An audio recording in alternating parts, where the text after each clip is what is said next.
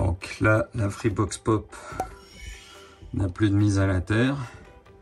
On est à jusqu'à 300 volts par mètre de champ électrique sur la Freebox Pop.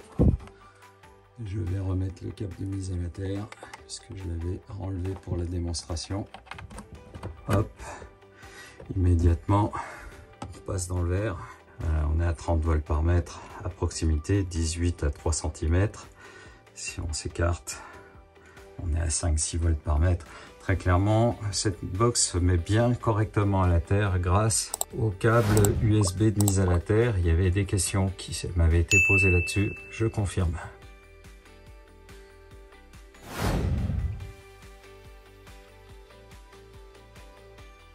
Alors maintenant, on va aller regarder ce qui se passe au niveau du téléphone.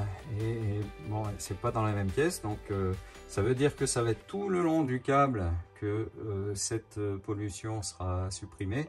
Et de cette manière-là, on sera tranquille pour téléphoner. Donc je vais faire un petit tour avec l'appareil jusqu'à mon téléphone. On voit que au niveau du téléphone, on a 12 volts par mètre. On peut faire le même test au niveau du combiné. Là, on voit qu'on a 2 volts par mètre contre le combiné. Donc là, typiquement, c'est que la box est à la terre. Ce que je vais faire, je vais tout simplement retourner jusqu'à la box, enlever la mise à la terre et on va voir la différence. Je défais.